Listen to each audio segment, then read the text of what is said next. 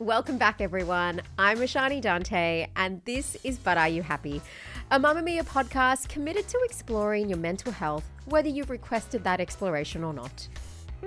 And good to be with you all again. I'm Dr. Anastasia Hronis, clinical psychologist. If you've clicked on this episode, chances are you've heard the term family systems or intergenerational trauma being thrown around a bit. Or maybe you've just started to wonder which parts in your inner world are actually yours and which parts have actually been handed down to you. Today, we're going to be diving into what intergenerational trauma actually is, how it gets passed down, and how you can notice the patterns so that you don't repeat the cycles and in fact you break them.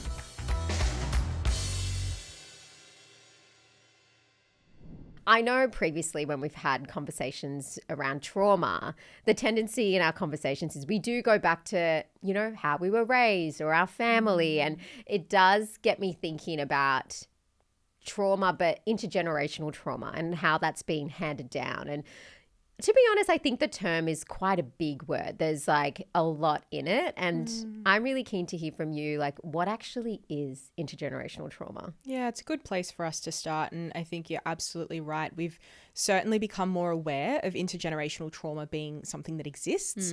And with that awareness, we see more and more conversation, research and discussion had about it. Intergenerational trauma can sometimes be referred to as transgenerational or multi-generational trauma, but I guess sort of similar terms meaning the same thing. Yeah. And this is essentially when trauma is passed down from one generation to the next, but without necessarily that direct experience of the trauma. So this sense of a generation passing on often sometimes gene expressions of trauma to their children, even though the children haven't experienced the trauma that the parents went through. So what is the science behind intergenerational trauma? Well, I guess this is where we have an opportunity to delve a little bit more into the science of, I guess, the body and human biology, which we haven't done as much on this podcast. We've done a lot of like brain and neuroscience kind of related discussions, but less biology. So Biology 101. Biology 101, here we like go. We're going to be talking about DNA and genes and epigenetics.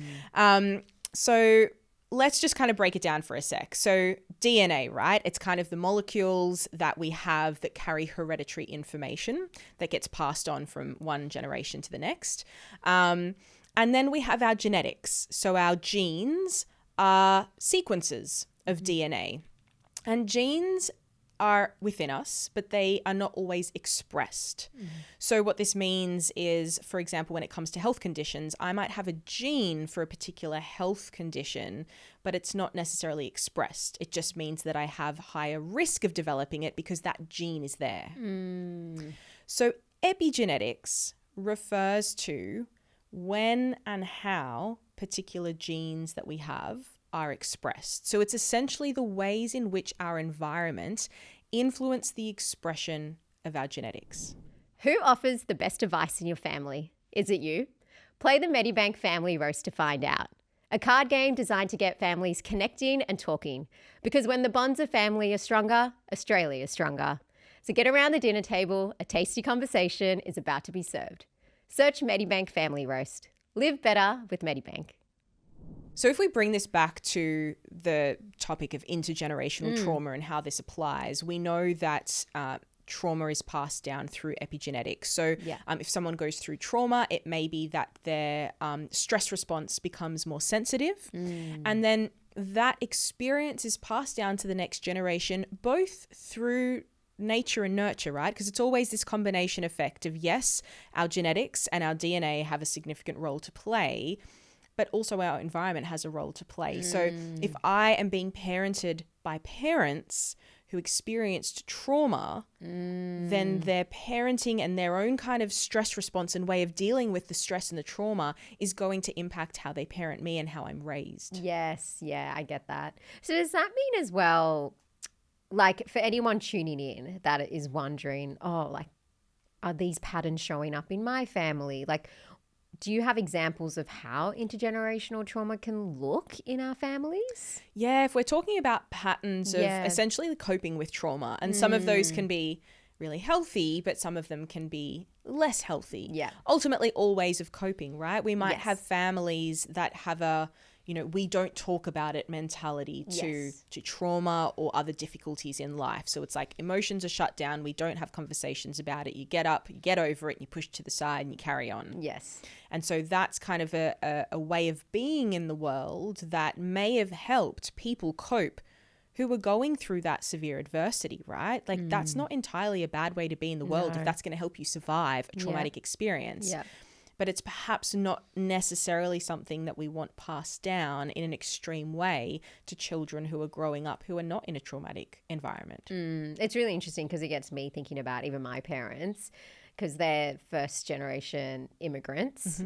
They moved from Sri Lanka, and it's interesting. I mean, like, it's really the origins. One of the reasons why I started the Flourish journey, because like I didn't really have those spaces to talk about what I was going through, or just they didn't have that emotional language or that intelligence. And not that it's intelligence in the sense of that wasn't in their environment growing up. Like I remember I'll have conversations with my amma now, and I would talk about mental health because obviously everything that I've done in this space, and she would just be like, oh, it's not that we didn't do it, it's just we just didn't know it, like it was such a gap in their understanding. So it was just really cool just to see the generational differences, and even see my sister now, like she's a mum of 4 kids, and the way that she parents, and it's just so fascinating seeing all the different styles of parenting that are emerging as well.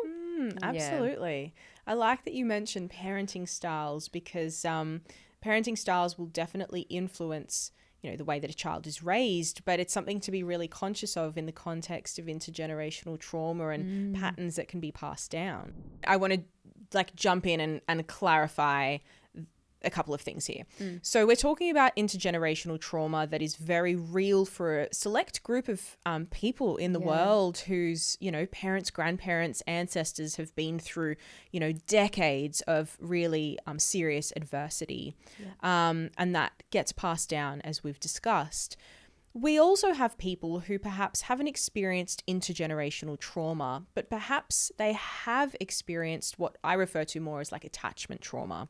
So this is a sense of parents have ways of coping that are not always the healthiest. It means they're not always emotionally available, and that can disrupt the attachment that is developed between a child and their parent. So say, for example, we have a parent who's very closed emotionally. They don't talk about feelings. They're very dismissive. They don't validate.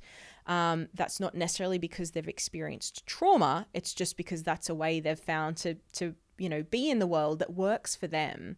But that results in some sort of attachment difficulty that can develop between the parent and the child. All right, so if you're watching along, you might have noticed we've had a bit of a set change.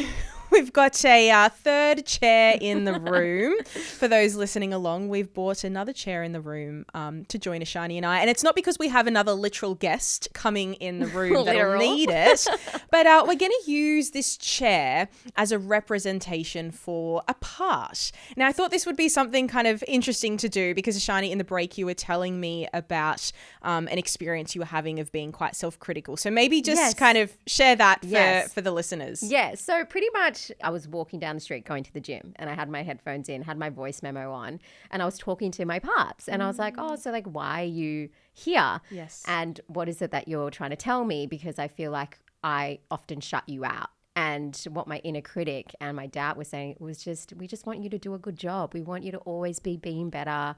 We don't want you to get comfortable. And my inner wisdom was like, oh, okay, like we want to hear what you have to say, but you don't have to be in the driving seat anymore. And it was just this moment where it sounds really basic, but it was something shifted for me, because I realized how much I was associating to my inner critic. I was associating to my doubt, and I wasn't talking to them. Interesting.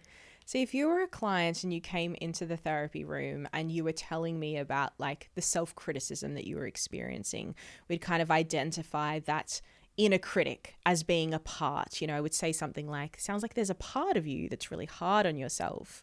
And similar to what you're explaining, one of the things we always want to do is get to know the part. Before we work with any part, we want to get to know it. So this is why we have the literal figurative chair kind of in the room, because it represents this part. And so I would sit with a client, and we'd probably sit together, and I would be asking that empty chair, I'd be asking this part, why are you there? Like, why do you exist? Yeah. What what message are you trying to communicate to Sally? Let's say my client Sally. In what ways are you trying to help Sally? What are you trying to protect her from? Why do you exist? Help me understand. We want to understand the function of a part. Yes. Why does it exist? Because in some way it's there because it has helped and it has worked at a particular point in time. What we sometimes find though is these parts come on too loud, too strong, and too automatic. So once we have a good understanding of why the part exists, this is where me and Sally have an opportunity to kind of talk back to the part. And so if there's a really strong inner critic, I might say to that empty chair, I might be like, look, I know you're trying to help Sally. I know you want her to do a good job. You're trying to motivate her to be hardworking and achieve in life and kick all the goals that she's got for herself. But you know what? At the moment, you're a little bit too loud and you're coming on a bit too strong and you're actually having the opposite effect. And so it is absolutely that practice of having a dialogue with those parts, being able to engage in conversation with those parts and being able to tweak them when they're perhaps coming on a little bit loud or a little bit too strong. I think the conversation we've had here about parts work is important, and being able to identify parts is important because it really comes back to the ways in which we can change and break family cycles and family dynamics, right? If I come back to the example of growing up in a family where emotions are not expressed, we develop a part of us that suppresses emotions. You know, it's emotionally inhibited. It learns not to kind of speak out and ask for help or express emotions. And so if we can identify that as being a part of us, we can work to break that family pattern that we have inherited in some way. And that goes for so many different, patterns that we might have. Our ability to express ourselves, our ability to kind of cope with stress, our ability to kind of be social and lean into connections rather than withdraw and isolate ourselves. The important part here, I guess, is recognizing what patterns we have adopted as a result of the patterns that our family has and whether or not those are actually helpful or unhelpful for us. Okay, Anastasia, can you give us the main takeaways from today's episode? It's been a big one. It has been a big one, and hopefully not too much of a heavy one for people listening. But here's some takeaways from today. So first of all, our families heavily influence the people that we become through both nature and nurture. Secondly, life experiences and trauma can impact the way in which our DNA and our genes are expressed. Lastly, breaking free from family patterns is possible, but it often requires a bit of reflection and active choices to make those changes.